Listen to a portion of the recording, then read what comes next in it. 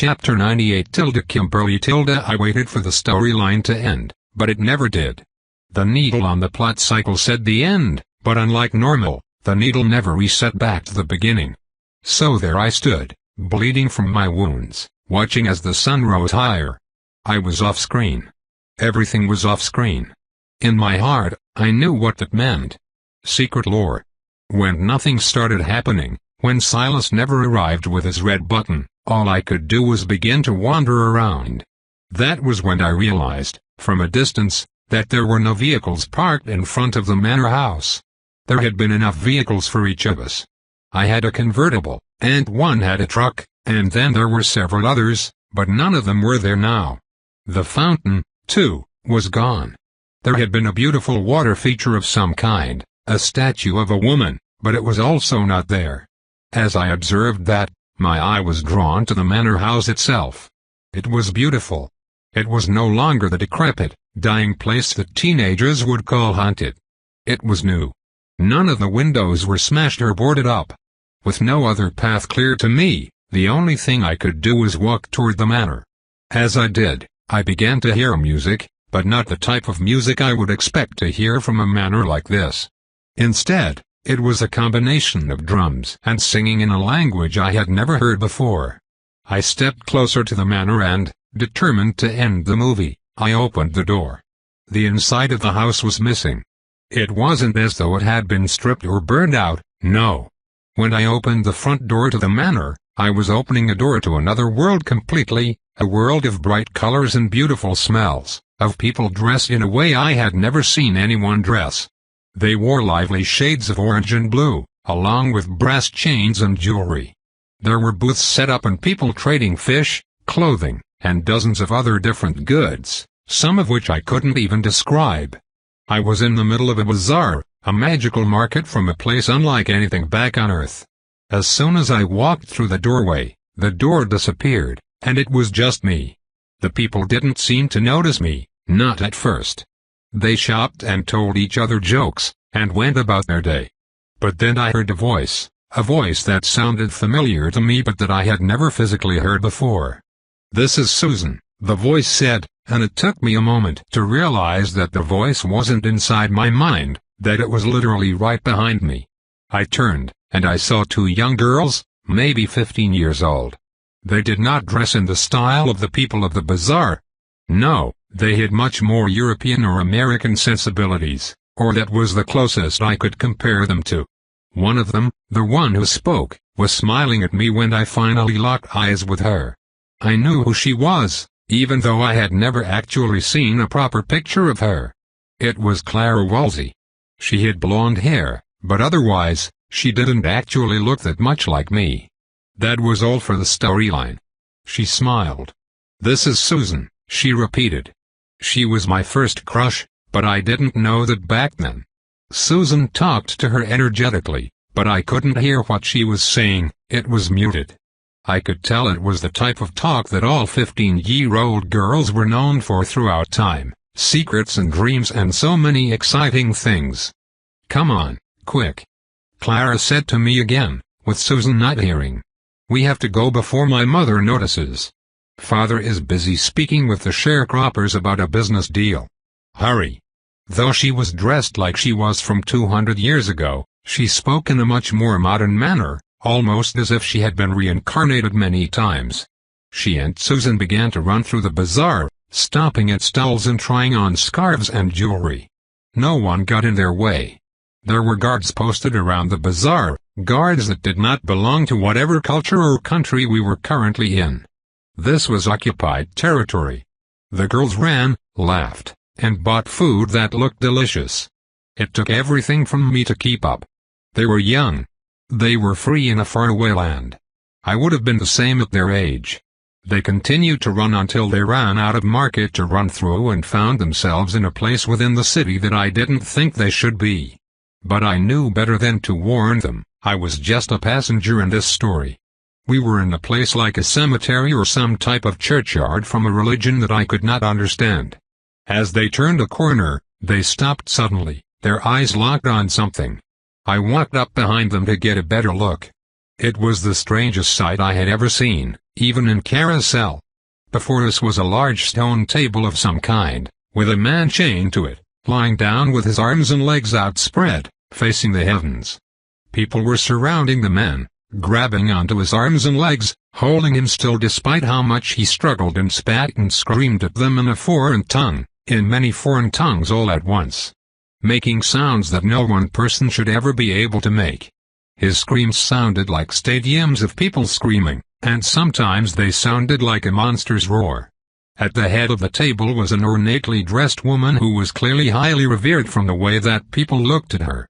She was speaking a language I didn't understand, but I could tell she was praying from the way she held her hands on high. She was sprinkling the man with some strange red dust as she said the words. This was an exorcism, I realized. She was trying to expel demons or whatever this place had instead of demons. Somehow, the woman knew that Clara and Susan were there. She turned her head and simply said, "You should not be here, young ones." And she was right, because the man on the table seemed to notice the girls too. He stared at them, and after that one look, Susan ran, shoving me out of the way. Clara couldn't take her eyes off the man. "I had never seen anything like it before," she said to me.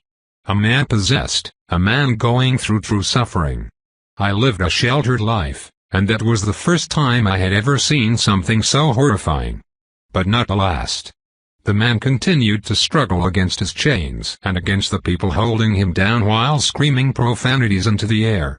Somehow, through a great burst of strength, the man managed to get one of his arms free from the chain, breaking it away from the stone table and pointing directly at Clara. He said some arcane words that seemed to travel through the air and wrap around Clara's throat. She fell back onto the ground. Out of instinct, I dropped down to try to help her, but the moment I did, all the sounds of the market in the distance disappeared. The sounds of the man on the table with his obscene tongue were gone in an instant. We were back in the manor house. Clara was lying in bed, sickly ill, chunks of her hair missing. A man stood over her, checking her eyes and skin. Behind him, a man and a woman stood holding each other. On the red wallpaper, they were known as Thomas and Agnes Woolsey, Clara's mother and father. The man had good news. "This is far less dangerous than it seems. It is a simple curse, as it were, and a simple herbal remedy is all that is required as a cure." He took out a notebook and began writing down a list of ingredients. Then he went over to Agnes Woolsey and began describing to her how to administer the herbal treatment. I still stood next to Clara. "Father was ashamed," she whispered to me, "of himself, of having brought us to that foreign land. Whenever I was sick, he couldn't stand to look at me. Mother began to treat my curse herself. She became such an attentive mother. In an instant, the room I was standing in was empty, and I could hear talking out in the main room of the manor house. I followed the sound and found a group of high society women sitting around a large collection of chairs. Clara was among them, seated in a large chair that towered over her. She was washed and dressed in her best clothing, but it was still clear she was under the effects of the curse that the possessed man had given her. "You poor young child," one of the women said. "You are so blessed to have a mother who could take care of you." "Oh yes," another added. "Most would not be so knowledgeable. My family has long forgotten our traditional remedies." The women continued to talk until one asked why the curse had been cast upon Clara. Clara stayed silent. She was completely out of it, an empty shell. "Well," Agnes Woolsey said in a sickly whisper, "one of the local Trebes women caught her husband staring at Clara and cast a curse upon her." "Oh goodness," one of the women said. The other women reacted similarly, telling Agnes how they would never bring their children to another land, to an uncivilized place like that. Agnes assured them that she had fought against it, but her husband had overruled her, and he never would again. The women continued to talk and to cast praise upon Agnes for her ability to keep her daughter alive. Agnes liked the praise, it was so clear. She reached out to hold Clara's hand, summoning the closest thing to a tear that she could, and confessed to them, "It is a mother's purpose, after all, isn't it? To care for her children?" Tilda. Suddenly, an image of a woman holding a one-hole punch filled my mind. I wasn't sure what that meant. I didn't have time to give it thought. Tilda. Once again, the people in the room disappeared. Instinctually, I ran back into Clara's room, where I found Thomas, Agnes, and Clara together again. I bought you this from overseas. It is a powerful relic, an amulet that is said to have the capacity to contain any curse, Thomas said as he wrapped a silver necklace around Clara's neck. She wasn't an empty shell on this day, so she thanked him and admired her beautiful necklace. From the look of it, it was a glass vial filled with clear water on a silver chain.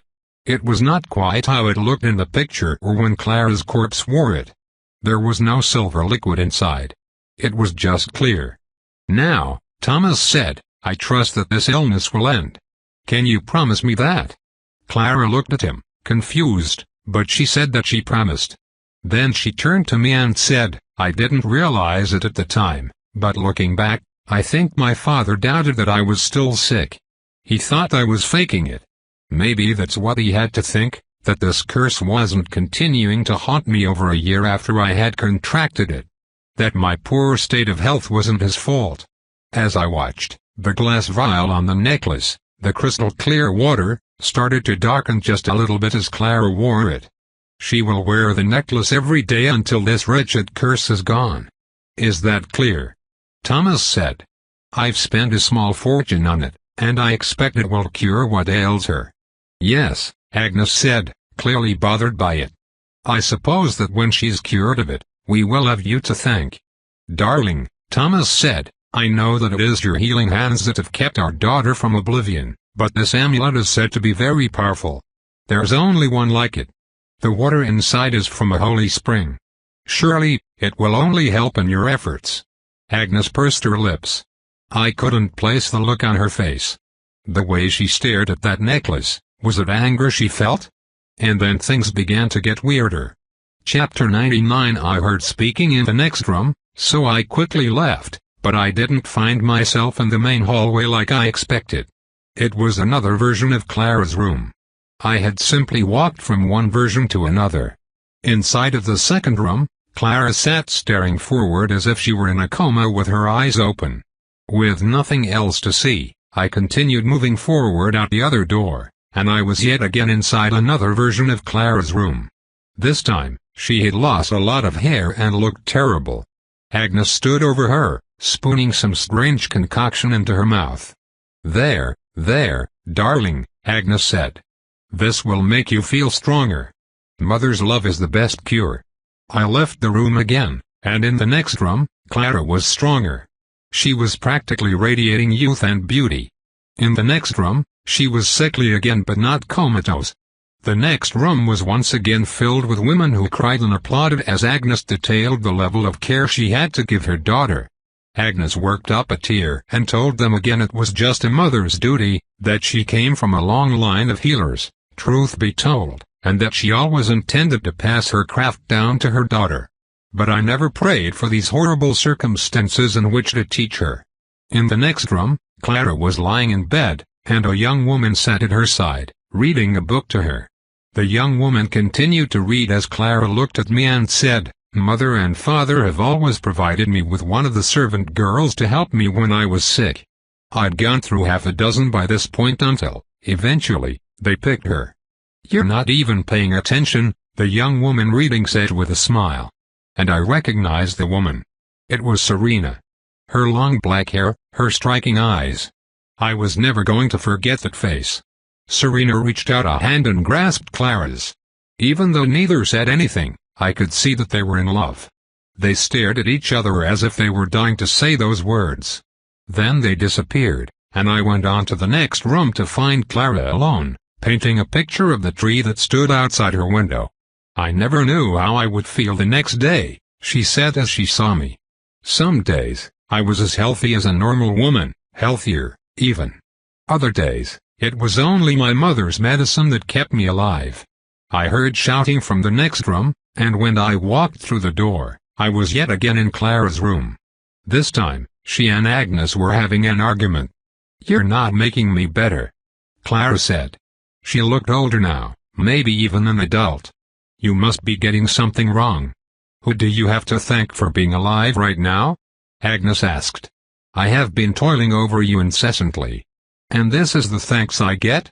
The argument ended as the two disappeared, and I wandered into the next room to see Agnes blowing strange black smoke from an incense burner into Clara's face. This will help your treatment, Agnes said. Breathe it in. And strangely, Clara did breathe it in without argument. Her eyes were blank, dull, lifeless. In the next room, Clara was comatose again. In the one after that, she was bright and beautiful, doing her studies at a desk. I heard yelling from beyond that, and when I left, I wasn't in Clara's room again. I was in an office of some sort, perhaps it was Thomas. She's going to the Mondale Sanatorium, and that is it. Thomas yelled at Agnes. She needs Sierra and a second opinion. She is a woman now and she is losing her best years to this. As soon as they were done speaking, I left the room and found myself walking out onto a vast green field next to the ocean. Clara was there in the distance, sitting under a tree on a picnic blanket. Serena was with her. I walked out to see them. Clara didn't speak to me directly this time. She and Serena were engaged in a conversation that was muted, like many others, a secret between themselves that wasn't mine to hear. When I closed my eyes and opened them again, I was standing in the main room of the manor house. Clara was walking through the door, home from the sanatorium, looking radiant and beautiful. Her father greeted her with a sincere hug, running his finger over the silver necklace, which was now filled not with clear water, but with the inky silver that I was used to seeing. Agnes was not nearly as warm but did greet her daughter. I blinked again, and the room was empty, but I heard screaming outside. I went to the front door and saw Agnes calling for help in the distance. Serena must have heard her from the other side of the house and ran out to greet her, as did many other servants and eventually Thomas himself. I followed along until I was close enough to hear what Agnes was saying. She's been bit. One of those vile wolves I told you to have killed bit poor Clara, she declared. The entire group ran in the direction Agnes pointed. There, we found Clara lying on the ground with a strange mark on her leg. Clara was asleep, having lost the radiant beauty she had attained at the sanatorium. Why was she out in the woods? Serena screamed. She wasn't feeling well. Why did you not have me attend to her? Agnes was having none of it. My daughter wanted to go on a walk to regain her health. Is a mother not allowed to assist her daughter on a stroll through the woods? Serena stared at her, clearly suspicious. But more suspicious than Serena's look was the strange mark on Clara's leg. It wasn't a bite. If anything, it looked like a scratch that was almost completely healed. Agnes looked on with disbelief. No, there was a bite, Agnes insisted as she saw the faded wound. It was clear teeth marks. A wolf came from nowhere and bit her, took a gash out of her leg. She genuinely looked confused. All I could notice was the necklace, the silver liquid inside the vial. It was bubbling. We need to have a doctor called, Agnes said. A wolf bite can be dangerous. They say wolf madness can be found in these woods. There was a case just last year. I blinked and found myself back in Clara's room. Another doctor of some sort was standing there, speaking to Agnes and Thomas. Again, I must say that the risk of exposure to wolf madness is extremely low. The bite has to break the skin in order to spread the disease, and I'm not seeing any piercing here on her leg. In fact, I can't tell where she was wounded at all. Perhaps you're being a bit overcautious because of Clara's medical history. Agnes was still terribly confused and refused to believe what was happening. No, she said. She has wolf madness. I'm sure of it. I need you to begin a course of treatment, or otherwise instruct me how to do it myself. The doctor looked at Thomas, and Thomas wrapped his wife in a hug and said, My dear, Clara is in good health. She will recover. She merely had a fainting spell again.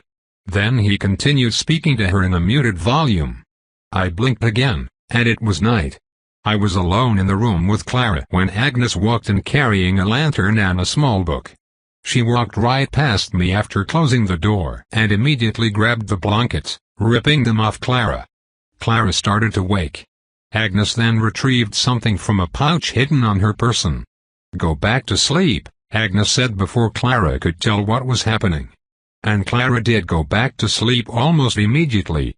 Agnes held the lantern up to Clara's leg, completely unable to believe that there was no bite mark or gash, or whatever it was that she expected to be there.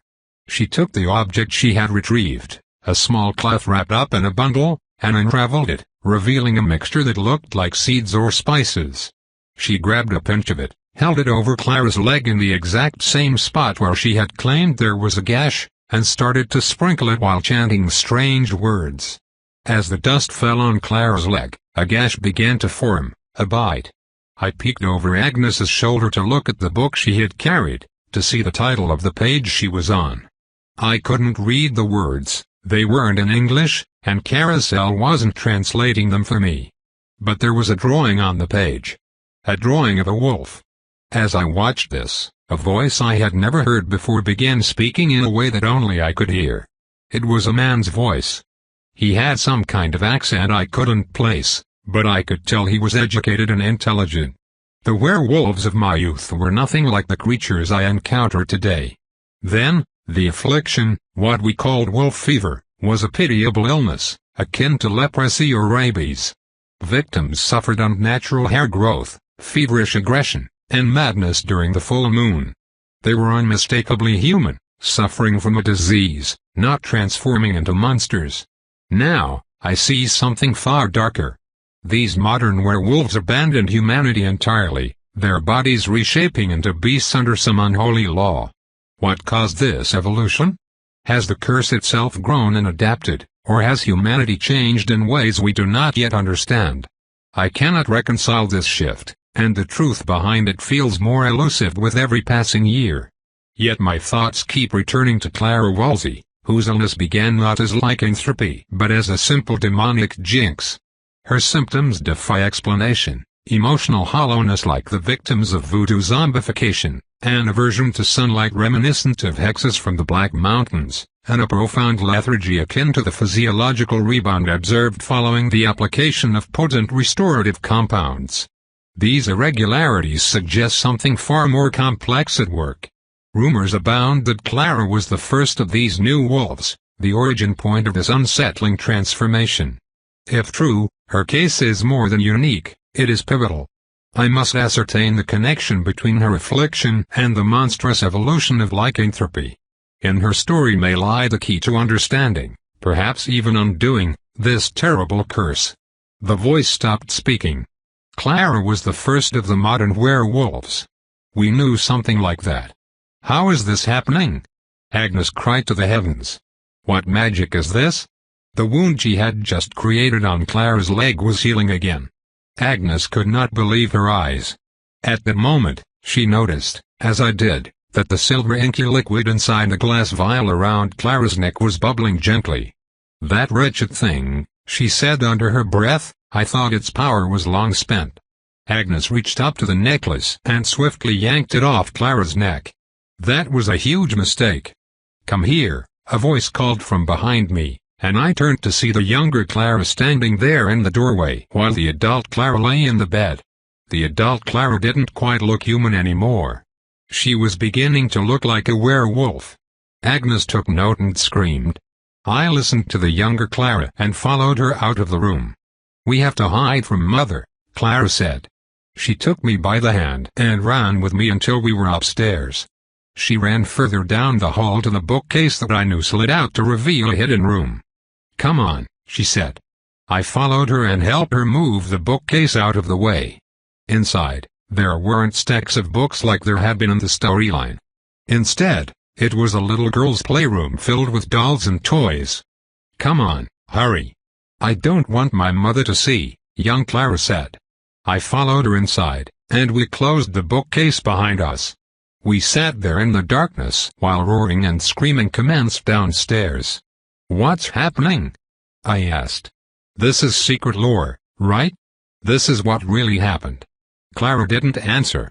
She just shushed me. So I waited and waited in the darkness until, in a moment, I wasn't in the darkness anymore. I was back in Clara's room. Much of it had been destroyed, but she was lying back in bed, wearing her necklace again, with her father and mother looking at her in disgust and fear. I couldn't hear what they were saying, but I understood enough. They were terrified of her. And then things began to speed up. Serena broke into her room while Clara was inside alone. She begged Clara to run away with her, but Clara was clearly terrified of herself and told her no, that she was only a danger to Serena. Then Clara turned to me and said, and that was the moment that changed my world. Because that was the moment Serena grabbed Clara and kissed her. I watched with tears in my eyes. Still, Clara would not go with Serena, though it clearly pained her. She wanted to protect Serena from the wolf. From there, all I got were flashes, Clara being hauled underground and stuck in a room in full darkness, hardly fighting it at all. Serena, on the next full moon, transforming. After all, we knew she had gotten the curse from a kiss, just as Kirsten had tried to curse us with one little prick of werewolf saliva. Serena ran, and if I understood, she ran and didn't return for months. The seasons had changed. She couldn't find Clara. Clara lay still, night after night flashing before me. I could see her there in her underground chamber, all alone. Serena searched and searched, both as a wolf and as a woman, but she could never discover where Clara had been put. The nights flashed by as Clara went from a beautiful, if cursed, young woman to nothing but the dried-up body I had seen in the fake crypt from the storyline. Clara's body remained lying on the bed in an underground room. Forever. And then it was all over. I wasn't at the manor anymore. I was standing in front of the diner in southeastern Carousel. People were around. This wasn't the 1980s version, it was the modern one, a more real one that didn't feel so rural or out of the way. There were crowds of people and all kinds of tacky tourist shops lining the streets next to the motel, the diner, and all the other locations I recognized. I was in Carousel proper again, and yet the plot cycle had not reset. Was the secret lore story over? Kimberly, a woman called out behind me, and I turned to see her. I recognized her. Clara, I said. She was all grown up. She was beautiful and dressed like a normal modern woman. What's happening? I asked. Nothing, she said. It's over. I was supposed to chase you around as a wolf, but I couldn't really do that since you were technically me, right? Isn't that what you said? She laughed. You said you would protect me during the storyline, so I protected you. I had felt fear during the storyline, her fear, and I had said I would protect her, but that was impossible. I couldn't do anything to help her. I couldn't help myself. I was crying at seeing what she had gone through. Your mother cursed you, I said. She was the one that kept you sick. Clara nodded.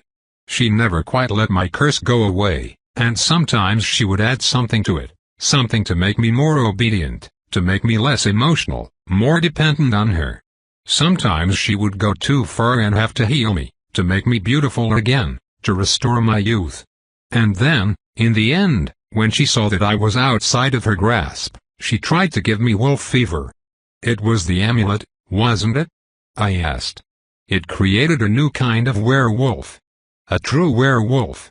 She smiled, but more to comfort me than anything else. The necklace took in all the magic that my mother had used on me, and it combined it into one thing. The wolf fever was the last straw. All the good spells and the bad spells combined and created something new. That was the secret. Why did it matter to the game at Carousel? I had no idea. I'm sorry that happened to you. And now that you're here, it's just going to keep happening over and over again, I said.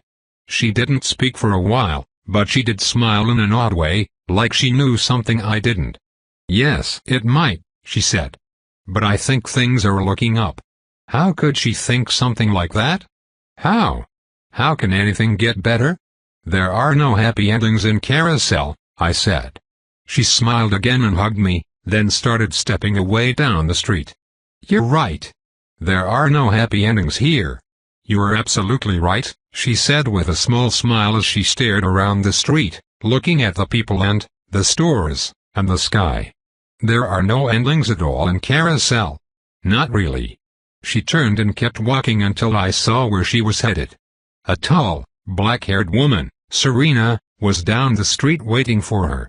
When Clara caught up to her, they clasped hands. They walked away together, fading into the crowd. At that moment, the plot cycle reset. The story had ended, and I dropped to my knees. I was back in the field by the manor. It was over. Chapter 100. I awoke in the darkness. In one hand, I held the plastic, fake version of the silver necklace that Clara had been wearing.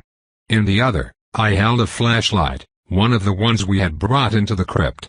As I clicked the light on and looked around, I realized there was no crypt anymore. I was underground, and I could hear the earth around me shifting. I quickly crawled toward the exit. No sooner had I pulled myself out of the hole and into the hallway of the underground passages than I heard the earth collapse behind me. I found my way out of the tunnels to the large room where the caged werewolves had been, but they were gone. Logan and Avery had been cured and taken away. I bounded up the steps and found myself in a version of the manor house I hadn't seen before, a version converted into a museum. None of the artifacts or exhibits had been placed yet. All I saw were empty glass display cases and placards with nothing on them. Carousel really did reuse everything. I left the manor house behind and ran to the field where I had last seen Kimberly, the place she had been returned to after surviving the secret lore sequence. It had been a surreal experience to observe from my view in the theater. Kimberly had been ushered through a bizarre maze of scenes from Clara Wolsey's life. Throughout her journey, a werewolf lurked just out of sight, but it never approached her. I couldn't discern its purpose, perhaps a deadly obstacle, but it merely observed. Kimberly had made it through, learning the truth about the werewolf curse. The words of the faceless person in the theater echoed in my mind. How could we have found secret lore when we hadn't spoken to the maid at the tavern? What did that even mean? What tavern? What maid? I dropped this train of thought as I found Kimberly kneeling in the field, tears streaming down her face. Taking a chance, I approached and hugged her. She hugged me back. After a moment, she asked something strange. Wiping her tears, she looked at me and asked, "Do you think you'd do so well here in Carousel because it offers something that real life didn't?" The question seemed to come out of nowhere. "I don't know," I said, unsure. I wasn't finished sorting out those feelings myself.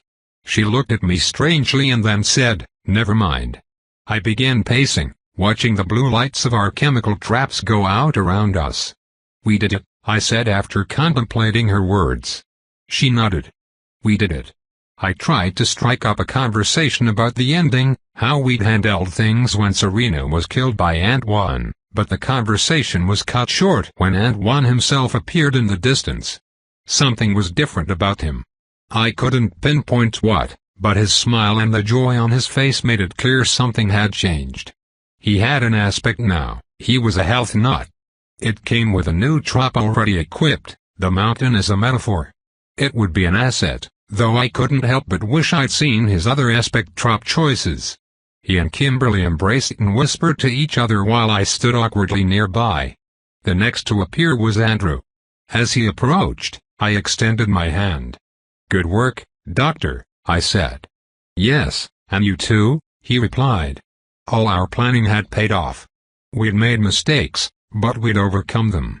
I was certain we'd given Carousel enough footage to construct a good film. Andrew and I talked about the silver purification plan, how well we executed it and what adjustments we might have made had we better predicted how the weapon interacted with the werewolf curse. It was idle chit-chat for us. Finally, the people we had come there for, Logan and Avery, arrived, wearing the clothes they must have been lured into the monster's lair in. Though I had technically met them while they were caged, it was clear that wasn't really them. They'd been exhausted and said very little, both on-screen and off-screen. Logan looked like he was heading to a casual beach wedding, tall, tan, with dirty blonde hair just long enough to brush off his forehead. He might have been in his mid-30s, which led me to believe he had been de-aged to play Cursed Son. He approached Andrew with a half-hug and several pats on the back. "Did you understand what I was saying?" Andrew asked hurriedly. "Was it you in the cage?" "You didn't respond." "I was in there," Logan said, "but the script was in control." "So you heard about..." Andrew began. "I heard everything," Logan said. Lila came to apologize during the storyline. Gave us a whole speech. She does seem genuinely remorseful, Andrew said. Well, it would be best for her to seem that way, given our circumstances, Logan replied with a half-smile. Avery, still shaken from the whole being dead thing, smiled despite the tears in her eyes. She wore an oversized red sweater that wrapped around her fashionably, her red hair held back with a headband. She was an eye candy with a beauty aspect, and her aspect choice made sense at a glance. She put a lot into her presentation. Kimberly greeted her, and they talked for a while. Antoine introduced himself, putting his people skills to good use. I stood by, watching as our group of survivors grew a little larger. Time passed. We waited. That makes you the film buff, Logan said after a lull in the conversation. That's me, I replied, shaking his hand. So you're the one who knows what's going on, huh? He asked. I shrugged.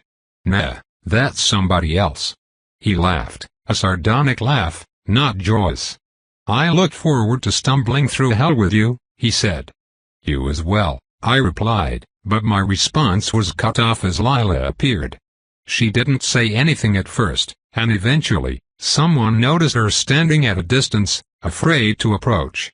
Her porcelain face was red with tears. The next part? Antoine, Kimberly, and I didn't listen. This was a group moment for them. I couldn't hear what they were saying, but there wasn't anger, at least not from Logan.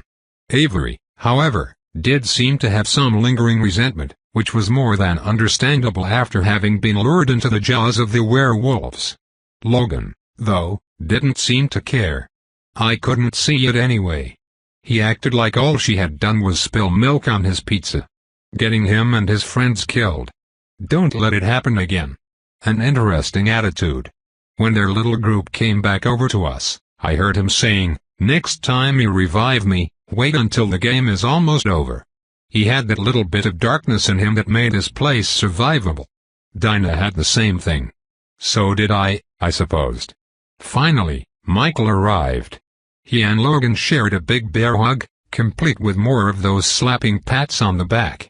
I didn't get where that was coming from, but it must have been their group's thing. Good for them, their group was back together. Ours was still fractured, but not for long. What happened next was no surprise. There was a small crack in the air, and suddenly, a mechanical man appeared, informing us that we had won a ticket. Oh boy, had we won tickets. Most of the time, I waited for others to go first, but I just had to know whether everything we had risked was worth it. We had been down to one viable player in this storyline. If Antoine hadn't regained his sense, if our plans hadn't worked, if Kimberly had died before she could get to the end, that would have been it. We would all have been gone. I wondered if I would have been stuck in the theater, watching random camera angles for eternity. I slapped that red button on Silas's front before anyone else. I got a handful, not as many tropes as I had anticipated, but not a small amount either. I got 3. It wasn't really the tropes I was after, though. It was the stat tickets because they would determine whether or not this whole using rescues to grind levels when needed thing was going to work. And it did. I got 6 stat tickets. 6. That was more than I had gotten when I was dragged along on the grotesque, grossly underleveled, at that. Of course, the grotesque wasn't exactly our best performance. It was a functional, clean victory, not designed to be fancy or to score high, but just to survive. Didn't even really tell much of a story. 6 stat tickets explained why all those former players had been willing to risk it all to exploit the rescue mechanic. Why they had spent months scouting out rescue opportunities where they might find an edge. It explained everything. Our average level was around 27, and the storyline's level had to be in the mid-30s. Most of the vets would never do something like that unless they had no other option. We would have to do this over and over again, pressing our luck. Because when we got closer to level 40, things were going to slow down, and even running rescues would only get us a few stat tickets. But we would have to do it. We would have to keep pushing forward. And if the woman who stood behind me in the theater was correct, we would have to start doing more. We might even have to do Carousel's thrill line. After all, the reward for that was supposed to be escape. The stat tickets and the tropes weren't all I got. We all also got fresh luggage tags with higher weight capacities. We got a couple of coupons to restaurants around Carousel that were supposed to allow us to eat there without risk of danger, but I would have to consult the atlas to make sure those were what they seemed to be. And finally, the biggest card in the lot, we got Secret Lore. Congratulations! You found Secret Lore, Secrets of Carousel number 14, A Mother's Love. Bring this ticket to the Carousel Public Library to collect your prize. Collect 10 for a huge reward. Well, my curious friend, you've pried open the lid of a dark and tragic tale. Let me introduce you to Clara Wolsey, a beauty of her time, pale as moonlight, with a life so fragile it seemed to sway with the slightest breeze. One ill-fated day, she wandered too far while abroad and stumbled into something she should never have seen, an exorcism, fierce and fiery, with curses flying like arrows. One of those wicked darts found her, latching onto her with cruel precision. But do not pity her, not yet, for Clara's fate was not sealed by the curse alone. No, it was her mother, dear Agnes Wolsey, who twisted that curse into something monstrous. Oh, Agnes was devoted, but not to Clara's salvation. No, her devotion was to the attention, the sympathy, the reverence she gained as Clara's endlessly suffering caretaker. To keep her daughter weak, compliant, and dependent, she became a mistress of dark arts, layering spells like stones upon a grave. Here is what Agnes wrought, one cruel enchantment after another, a voodoo hex to bend Clara's will, burying her emotions in the dark and leaving her pliant. A ghoul's curse to keep her within the house, avoidant of the light of day. A beauty tonic to preserve her delicate, flawless features, like a doll in a glass case. A powder for youth to ensure she always looked the perfect age, no more, no less. A love charm to bind her to her family's affections, though it never quite touched her mother. Health potions to stave off death and prolong her suffering, ensuring she stayed alive just long enough. An infusion of hardiness to make her endure the strain of this wretched life. And finally, wolf fever, an illness of madness and hair, a rabid curse of the body and mind. A disease of desperation meant to drive Clara back to her mother's arms, broken and dependent. A silver vial on a silver chain, a simple gift from Clara's father containing what he believed to be holy water, became the anchor for all the curses, binding them together into an unholy amalgamation. Oh, but Agnes, in her greedy desire for control, overlooked the most potent curse of all, true love. The bond between Clara and Serena, her lover, broke through the layered magic like sunlight through storm clouds. A single kiss spread the amalgamation of curses, twisting wolf fever into something new, something primal, something enduring. From that moment, the first real werewolves were born, not mindless beasts, but creatures of strength, passion, and sorrow, cursed to walk the earth in Clara's tragic shadow. All werewolves are in love, they say, and for good reason. Even now, the echoes of Clara's tale linger in the moonlight, her fate carved into the wilderness and woven into the howls of the cursed. Do you feel it, dear seeker? That chill on the air? Perhaps it's Clara herself, watching from the trees. Or perhaps it's only your imagination. In Carousel, families are the heart of our community. Whether by blood or by bond, it's the ties we share that make this town special. Bartholomew Geist, founder of Carousel. I read through the Secret Lore ticket before I even looked at my tropes. I just had to try to find the pattern in what Secret Lore was, in hopes that we could uncover more of it. I also hoped to figure out why we needed it in the first place. The werewolf curse had been the result of a woman with Munchausen by proxy in a world where magical curses existed.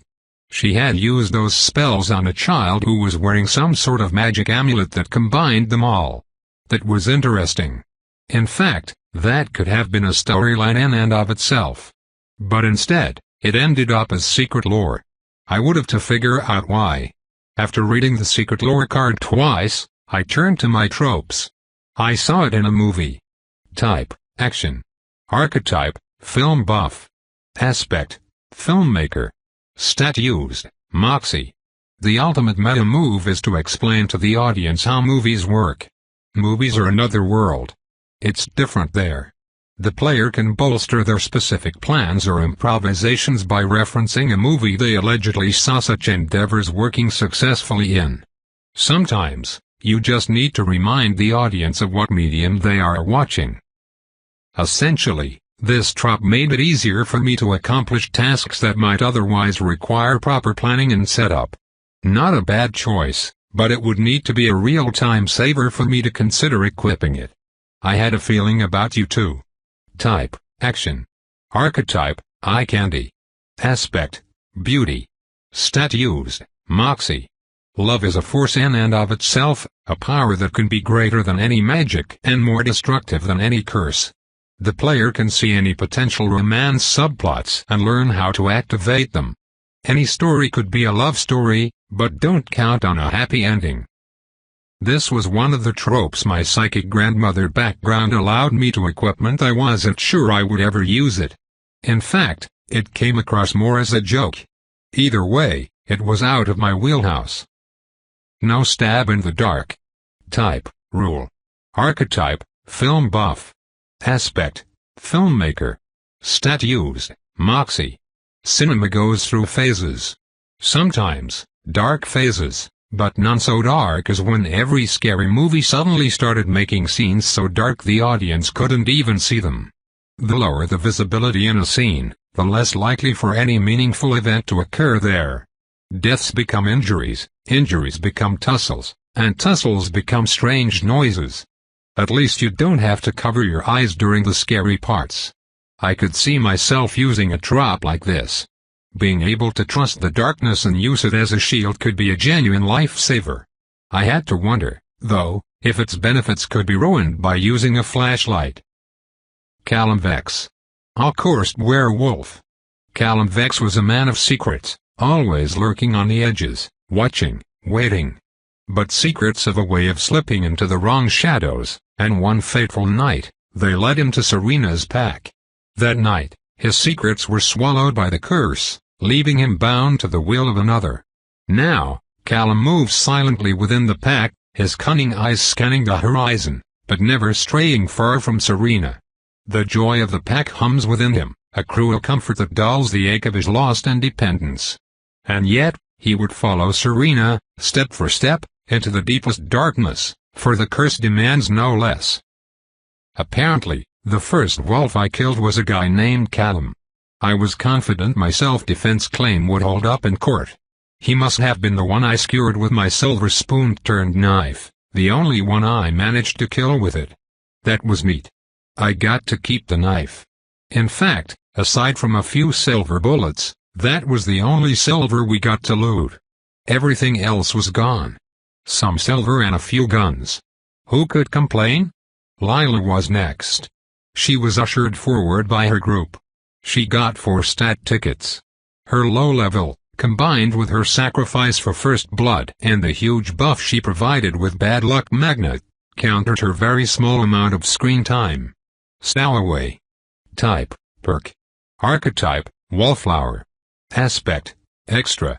Stat used: hustle.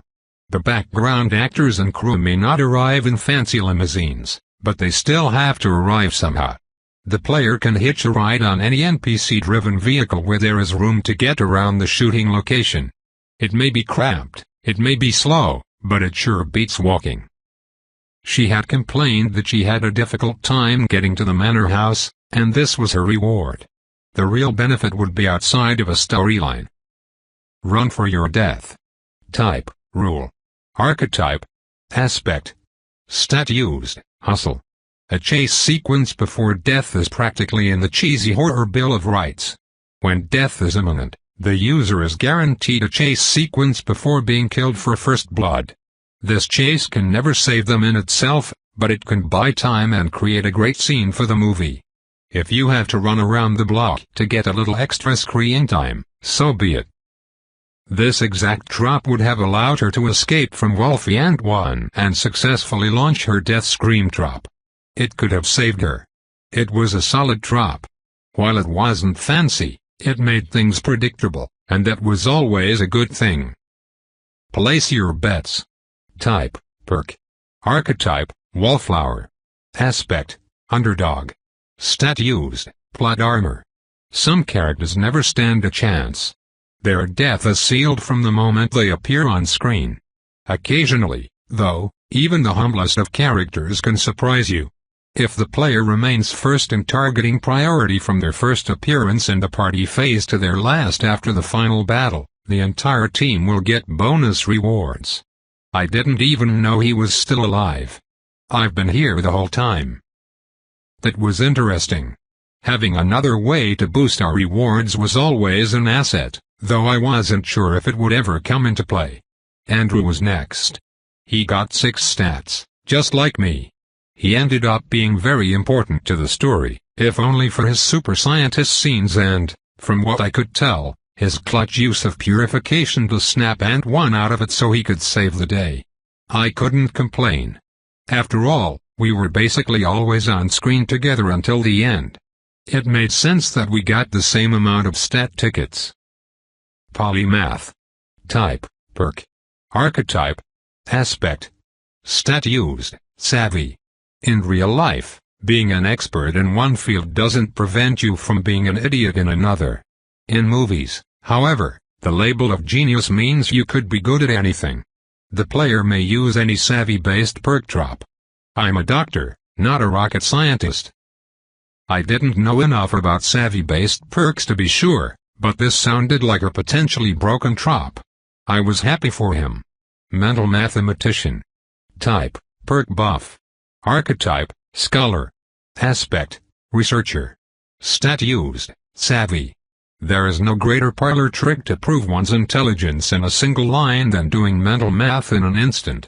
The player will see the results of any math, chemistry, or physics problem they imagine on the red wallpaper instantly. Doing so on screen will buff the player's savvy. It's a lot shorter than reading them your thesis and slightly less obnoxious than listing out your resume. He had used math to calculate how much of each ingredient we had used for our plans. It would be useful to get instant answers. That said, I wasn't sure you'd ever use something like this unless you knew there was going to be science involved. The Bone Detective. Type, insight. Archetype, doctor. Aspect, coroner. Stat used, savvy. The corpses of those long dead keep their secrets from the living, but when they speak loudly. The player will be able to gain insight into how skeletons and highly decomposed remains died by examining them closely. Vivid spoken descriptions will trigger small flashbacks to their actual death on both the red wallpaper and to the audience. Knowing what happened isn't enough. You have to paint a picture. I wasn't sure what information a trop like this could have gotten Andrew in Stray Dawn, but in some storylines, it would probably be crucial. A good autopsy scene was always cool to watch, and whenever an archaeologist or anthropologist managed to uncover insights from bodies that had been dead for centuries, it was always fascinating, great content for a scene. Jonas Falk. A cursed werewolf. Jonas Falk was once a man of fiery passion, his voice carrying through every tavern and rally in his small, bustling town. But on a night thick with mist, his path crossed arenas, and his fate was sealed. The man he once was faded with the rising moon. Now, as one of the pack, Jonas is quiet, his fire subdued but never extinguished. The joy of the pack sustains him, yet it feels like an echo of something lost. Still, Jonas would follow Serena without hesitation, the curse pulling him onward, even as his heart mourns the life left behind. Andrew had bagged many a werewolf in this story. This was his first. Kimberly got 7 stat tickets. We had all contributed to the final story, but she won the main character competition and steered the story's narrative, and with that victory came the spoils. If she could keep up this momentum, she wasn't going to plateau nearly as hard as the vets when we hit level 40. Apparently, at level 50, things slowed to such a crawl that you'd be lucky to get 1 stat ticket in 6 months of solid storylines. For now, we could celebrate. We could take one last squeeze of the lemon before leveling became a slog. They said the thing. Type, buff. Archetype, eye candy. Aspect, celebrity. Stat used, Moxie. Fans wait with bated breath for their favorite stars to reference their iconic roles from yesteryear. If you deliver them well, they will reward you greatly. If the player repeats an iconic line from one of their past storylines, they will be evaluated more favorably by the audience for a short period in all endeavors. They will win most roles and all saving throws for a short time. I don't know what just happened. The character said some non sequitur and then the whole theater cheered for no reason. This seems like a trap with some potential growing pains. Trying not to sound cringy was going to be a priority. If she could pull it off, that would be really useful. Obsessed survivor. Type, background. Archetype. Aspect. Stat used. You've seen and fought things that no one would believe. You know the dark truth that evil exists and walks the earth, and it's all you can think about. You are certain evil will strike again, and next time, you will be ready. The player may now equip, compulsive vetting, final girl scream queen, the quiet witness, wallflower underdog, bat out of hell, hysteric craven, strength through scars, bruiser brute, the joke is on me, comedian cynic, experience as a teacher, scholar strategist, go bag, doomsday prepper, I'm still here, final girl next door, rally point, final girl team leader. Kimberly obtained her first background, and it was a good one at that. The strength of backgrounds didn't just come from being able to equip tropes you normally couldn't, the real strength was in having a history you could leverage for the story. This background would be amazing. Being able to say you had survived a similar situation could be incredibly useful, especially when combined with something like convenient backstory. Kimberly was going to continue to be a powerhouse. I'm still here. Type, insight. Archetype, final girl. Aspect, girl next door. Stat used, Moxie. They thought she was a flower. Everyone did. Then disaster struck and somehow, she made it through. She's not a flower anymore, but she doesn't know what she is. All she knows is that she's still here, and she's still fighting. The player's presence boosts morale in hopeless situations. In the finale, a speech about conquering the big bad that references the group's survival against incredible odds will debuff the big bad and all underlings in their offensive stat and grit. People may first notice the petals, but what they will remember are the roots. A solid final girl drop for team cohesion. We wouldn't need Kimberly to be doing the job much longer, but it was good that she had something for when we needed her. Eliza Crane. Accursed werewolf. Ah. Poor Eliza Crane. Once a soul so easily overlooked, she wandered life unseen, unnoticed. But under the light of the full moon, her fate was rewritten. Drawn into Serena's pack, she found the connection she never knew she craved. Bound to the pack's shared joy, Eliza no longer belongs to herself. She follows Serena, her pack leader, with unshakable devotion. A shadow she was, and a shadow she remains. Forever cursed to find joy and belonging, even as it leads her to her own end. I wasn't sure how many wolves Kimberly had killed. The number had been high. After Serena was killed, it looked like Kimberly might have to fight through dozens more. Luckily, her improvisation, tying together all the little pieces of narrative surrounding Clara, did the job for her. Clara Withers. The wolf in the rhymes. Clara Withers, a name bound to nursery rhymes and ghostly tales. Once a sickly child, the curse gave her the strength she lacked in life. At a terrible cost. Her death remains a mystery. Did her parents end her suffering, or was she hunted by fearful villagers? Legends claim her wolf form still roams the woods, her howl echoing through the night. Children still whisper her name, warning of the cursed girl who became a wolf.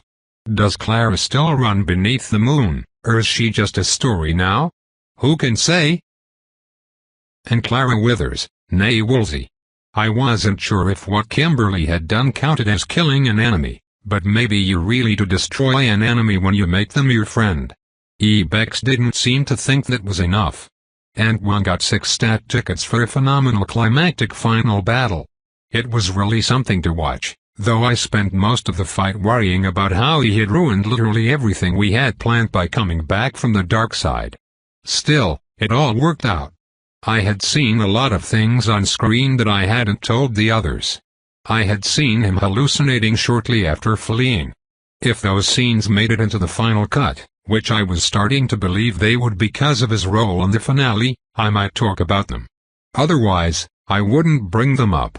If I understood correctly, Ant 1 had agreed to come to Carousel all the way back when he was just a kid, 13 or 14. He had always been so ashamed of being tricked into coming to Carousel, and I always thought he was too hard on himself. After all, his brother had seemingly FaceTimed him. But being warned and asking to come anyway. That, I could see being different, though I didn't blame him, and I didn't think anyone would. Pound of flesh. Type, rule. Archetype. Aspect. Stat used. What's owed is owed. The player will lose in any matchup against an ally they killed in the previous storyline. This effect only works once per death. It's only fair. He must have gotten this from slightly murdering Lila and Andrew. At first, it seemed more like a punishment or some sort of snide mockery, but the drop could be truly powerful if used correctly. We would have to think on it. Willpower is magic. Type, rule. Archetype. Aspect. Stat used, grit. The human spirit may not amount to much in life, but in movies, it can overcome all things. All applicable enemy technology or magic is now resistible through sheer effort. Results vary. Effects vary. This will hurt. It may be the last thing you ever do, but it must be done. One of the best tropes in the game. Ant 1's brother, Chris, had that trope, and it was what allowed me to break through possession in the strings-attached storyline. It was so useful that I couldn't imagine him ever going into a storyline without it again. Blood to the brain. Type, buff perk. Archetype, athlete. Aspect, health not. Stat used, grit. Healthy body, healthy mind. Running body, running mind. The player will gain a passive savvy buff from regular exercise. In a storyline, the player's savvy will be highly buffed during strenuous, meaningful activity. I get my best ideas while running from zombies. Who knew that athletes also catered to brain health? Serena Clark. The Levezic werewolf. For 2 centuries, Serena Clark has searched the world for Clara, her sire, and a love she can never forget. Through forests, ruins, and endless shadows, her journey has yielded only heartbreak, carving a hollow in her soul that no time or distance can fill. In her despair, Serena built a pact, not out of malice, but need. Bound to her, they are a bittersweet echo of the connection she longs for. She leads them with quiet resolve, her every step driven by the faint hope that somewhere, Clara waits. Until then, Serena's search continues, an eternal wanderer carrying the weight of love lost. Now, that was a real trophy. Serena had been a big caller. _. Michael had been torn up about having dropped his subplot. That was why he was willing to sacrifice himself for second blood. Personally, I didn't blame him much. The rules had been a little weird in that storyline. Frankly, he was there to be a big gun, and I wasn't even sure what we'd lost with his subplot anyway. He sure blamed himself, though. He did well enough to earn 4 stat tickets. Being a blood sacrifice and putting on a great shooting display easily earned him that. Combined with his comparatively low level, it all made sense. Now, if he would just focus a little more on his character, he could be a real contender. Take a few with me. Type, rule buff. Archetype, soldier. Aspect, commando. Stat used, metal. A glorious death is mostly a myth, a rare, fleeting thing, especially in horror films. If you want a glorious death in horror, you need to take some enemies with you. The player will die for second blood. Any injury they receive or any debuff to grit in that fight will buff metal. Each enemy they kill will extend their life for a short time. Glory can be found under a pile of enemy bodies. A great sacrifice trop. Ideally, everyone on your team should have one. Bush Scout. Type, Insight. Archetype, Soldier. Aspect, GI. Stat used, Moxie. Remember those fateful orders in a horror film: go scout ahead. The player can see the enemy's tracks through the wilderness on the red wallpaper. They must act out their detection. He crumpled a leaf, licked a blade of grass, and then started running in the direction. Of all of the various enemy tracking tropes, this was one of them. 5, 4, 3, 2. Type, Rule. Archetype, Soldier. Aspect, Commando. Stat used, Moxie. If movies are any indication, grenades cannot detonate until after the hero throws them back. The player can see how long it is until any explosive or similar detonates. The timer will slow while the player is handling the explosive. When the clock strikes 0, someone loses. Make sure it isn't you. This was a really cool trope, actually, but it highlighted the flaw with most combat tropes, especially those of the soldier or bruiser archetype. They were so specific. If your enemy didn't have something grenade-like, you just wasted a trope slot. What you really needed was some type of trope that would let you know what weapons your enemies had. That could make a soldier unstoppable in storylines that emphasized combat. Marlorn. A cursed werewolf.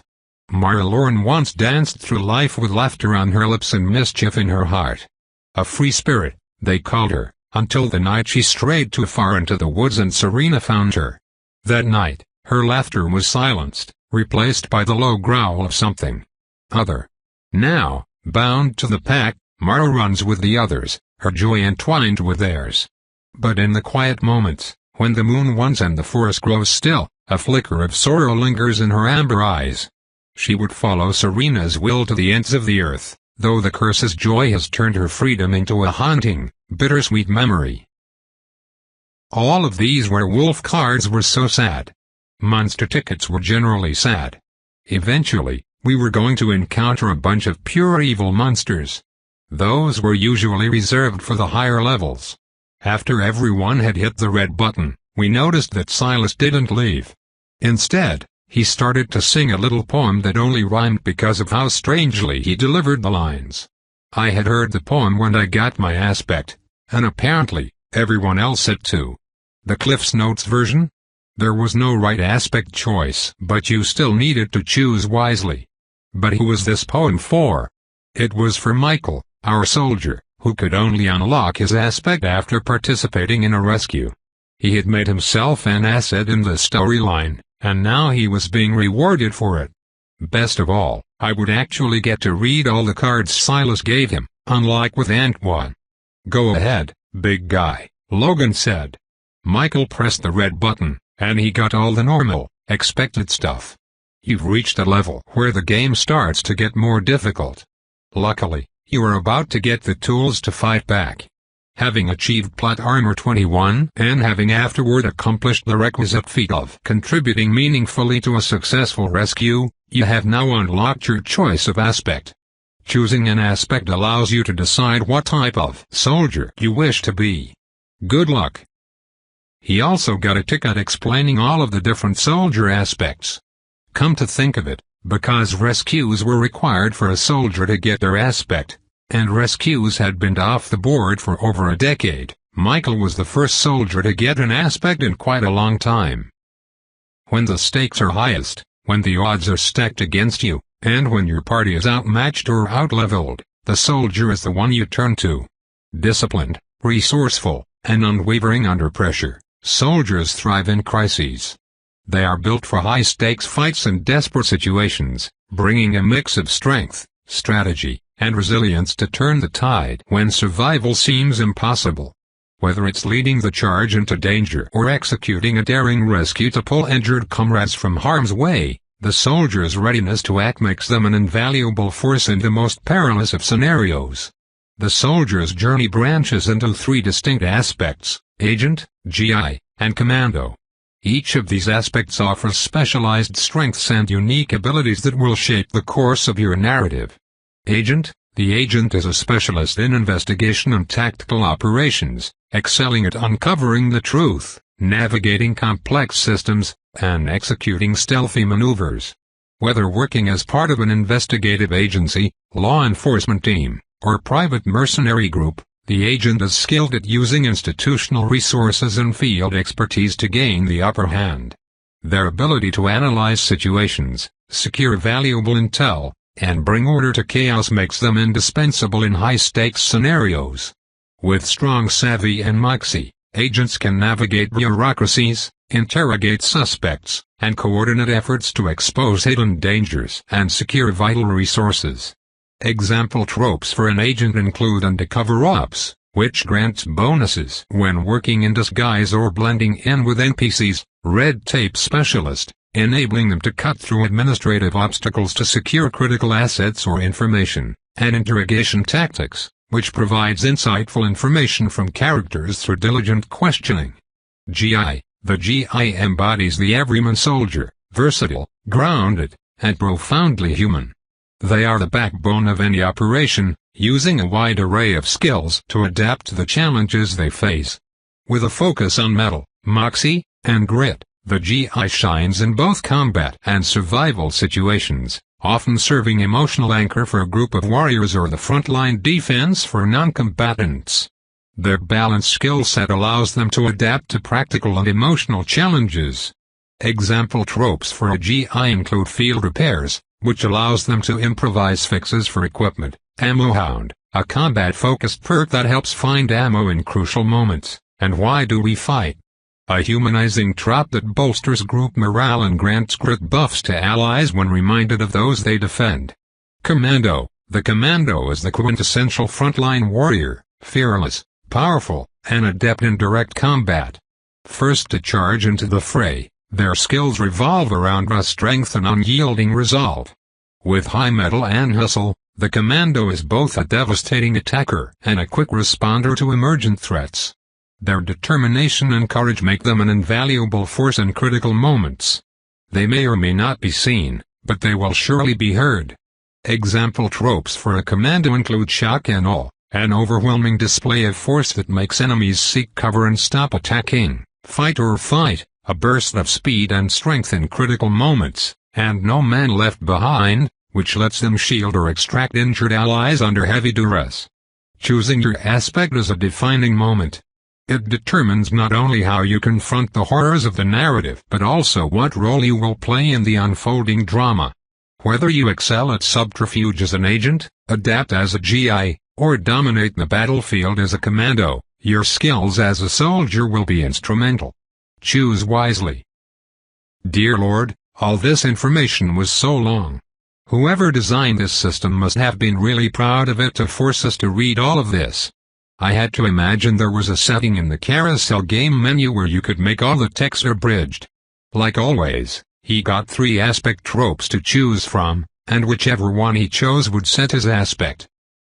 Crisis Authority. Type, Rule Buff Rescue. Archetype, Soldier. Aspect, Agent.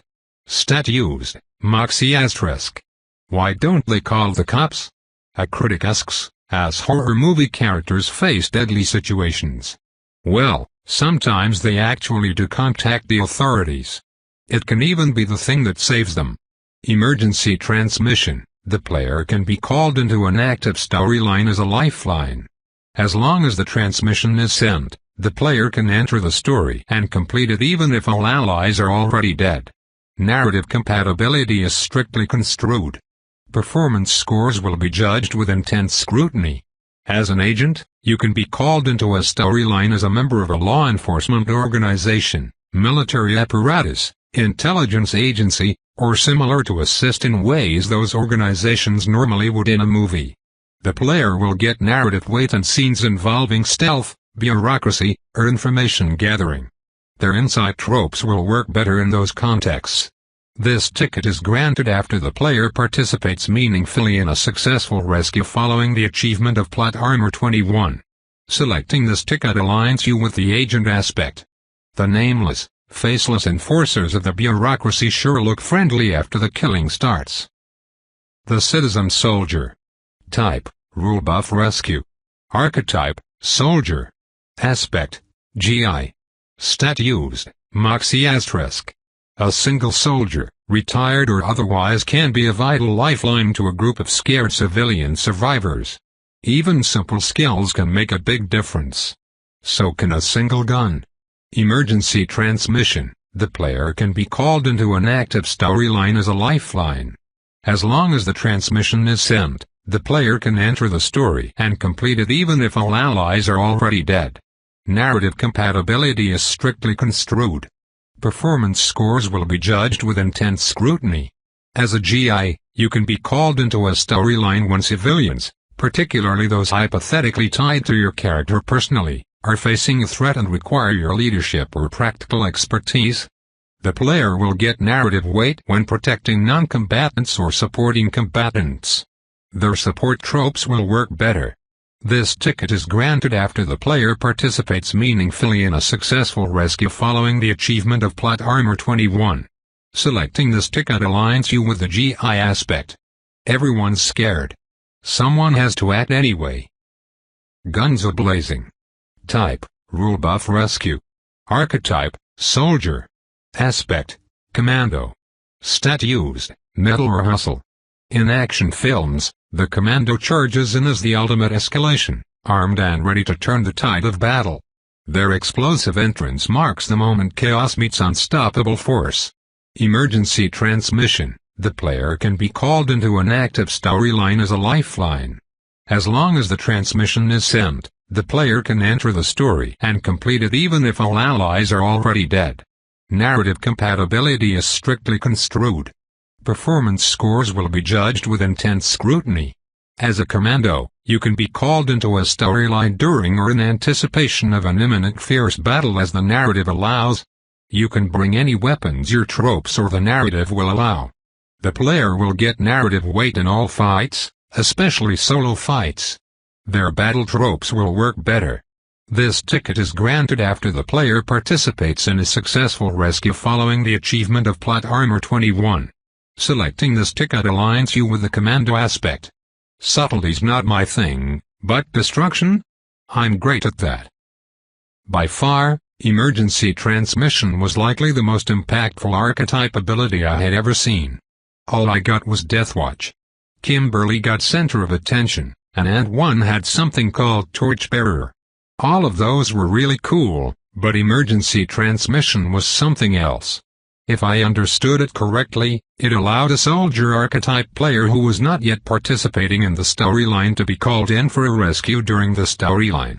This worked even if you hadn't wiped out yet. If you realized you needed extra muscle, you could get it. Players would have to judge whether it made more sense to call in a soldier or just wait for another team to rescue them after they died, but it was still an incredible option. The Atlas mentioned this ability was really hard to pull off because it required a strong narrative framework to work. But if you could manage it, it was like starting a rescue before the original storyline was even over. With an ability like that, it was no surprise there were so few soldiers. With a glance at Logan, Michael chose Commando. He was the only fighter on this team, really, so he needed to be the best. I wasn't sure who noticed at first, but someone pointed out that the advanced archetype tracker had been updated, for all of us. Michael, Ant 1, Kimberly, Andrew, and I had all gained at least 1 point in the Monster Hunter advanced archetype. Everyone but Ant 1 had gotten 2 points in it. Ironic, since his character was literally a monster hunter. Though, he hadn't spent most of the story that way. To make up for it, he got the Afflicted advanced archetype with 3 points. The Afflicted dealt with transformative curses or diseases like Jekyll and Hyde, vampires, or, of course, werewolves.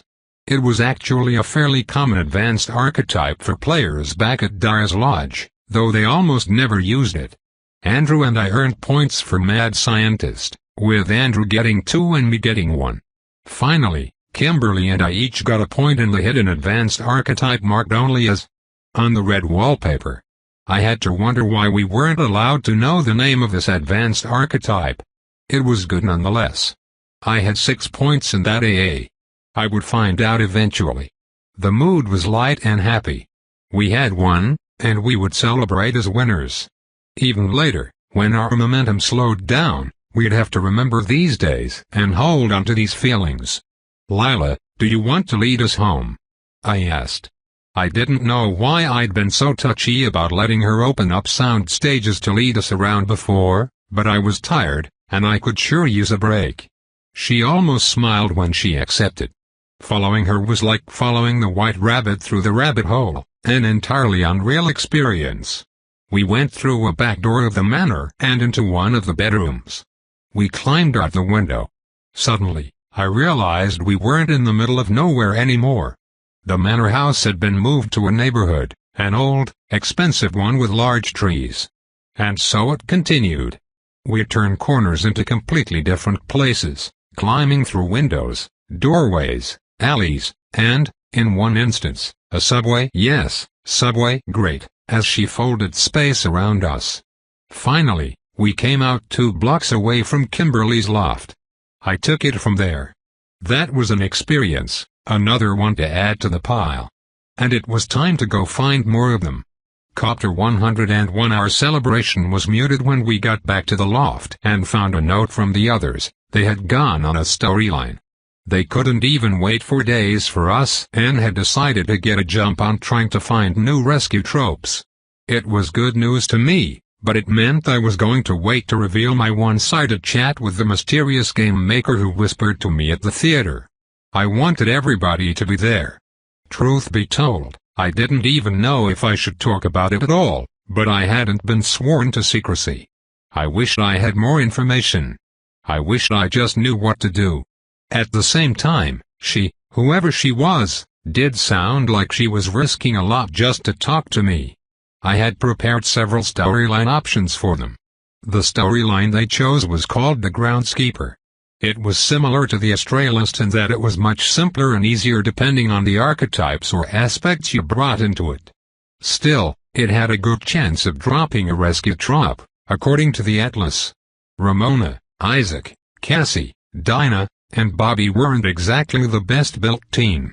Still, the Atlas made it clear that The Groundskeeper was a pretty simple story, light on plot, light on character development, and closer to a puzzle. I was confident they could handle the puzzle.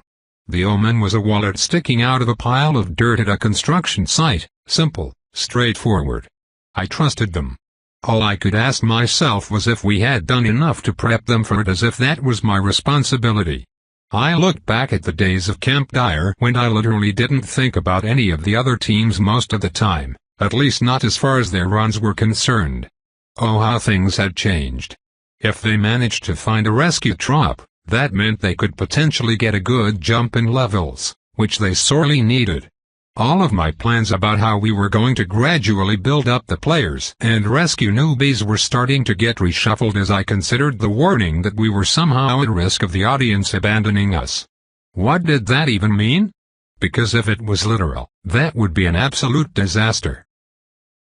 When we got back, we had a nice dinner at the restaurant below Kimberly's loft.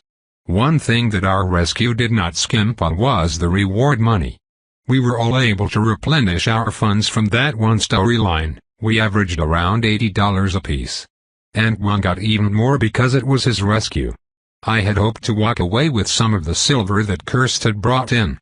But the little bit I had managed to hold on to had disappeared at the end of the storyline, and it was not possible to plunder any.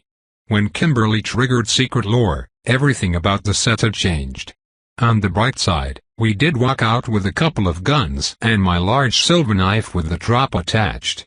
As we ate our dinner, no one wanted to ask if we should go check the missing poster board to see if the others had failed and needed to be rescued. I could tell we were all thinking it, though, because Andrew was talking about how his brother and sister had been brought to Carousel, Isaac and Cassie. There was a tension in the air. At Camp Dyer, having a loved one lured to Carousel was a constant fear and something they were all too used to. It created a dark cloud no one could escape. We had seen it when we showed up.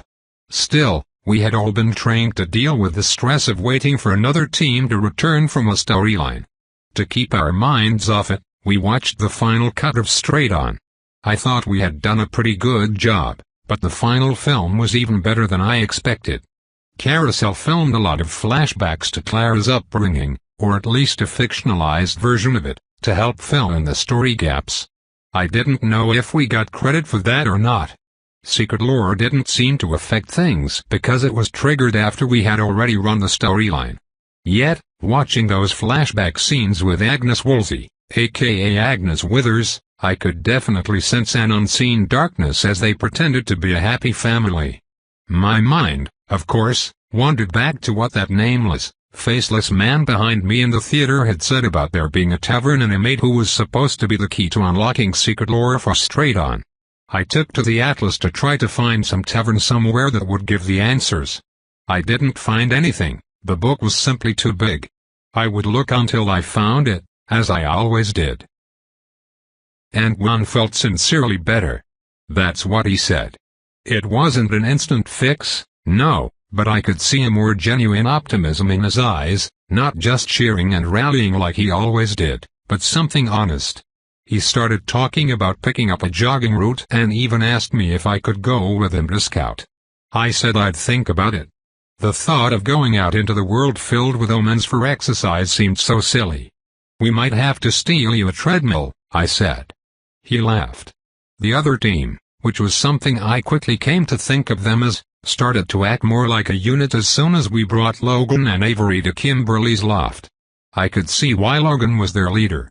He was older than them, and while he was a cynic comedian, that didn't stop him from being charismatic or from projecting something like confidence, even if it might have been apathy in reality.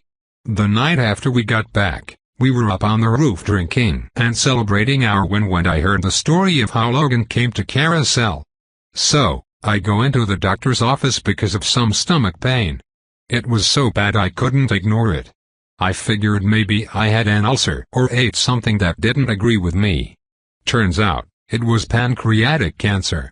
He let the words hang for a moment, then said, "No sugarcoating, no optimism. Just, you've got cancer, and it's advanced, better get a will written up," that sort of speech. I appreciated how direct it was. Logan was a big wine drinker. No, he didn't drink a lot. He was a big wine holder. All night, I watched him. He barely drank at all.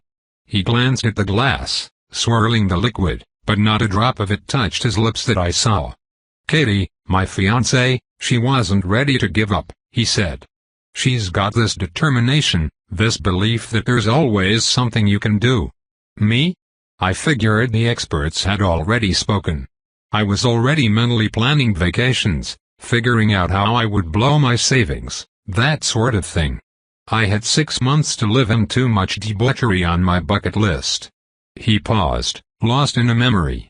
But Katie doesn't stop. She starts digging into every alternative therapy she can find. Meditation, acupuncture, diets I wouldn't feed a rabbit, you name it, she tried to talk me into it. I went along with all of it, mostly to keep her from losing her mind over this whole thing. But deep down, I didn't believe any of it would work. He paused again, letting the wind blow over the roof with a loud, haunting gust. Then, one day, she gets this letter. No email, no website link, a letter. It's from some clinic in a place called Carousel. They claimed they'd heard about my case and had a treatment nobody else could offer. They didn't say much more. No details, no credentials, no doctor's name. Just Carousel. His lips twitched into a brief smile. I told her it sounded sketchy as hell. She told me it was worth a shot. Finally, I put my foot down. I said no. I sent a letter back to the address we had, which didn't even exist according to the internet. I said, "This is bullshit. I don't believe it. Stop harassing my fiancé." He smacked the table as if to signify that was the end. Of course, we all knew what happened next. Got another letter 3 days later. They said it was a lie. There was no clinic. What they had was something else. Then they lay it out, the whole thing, the game, the deaths, the whole bargain. If you come here, you will die, but that might not be the end.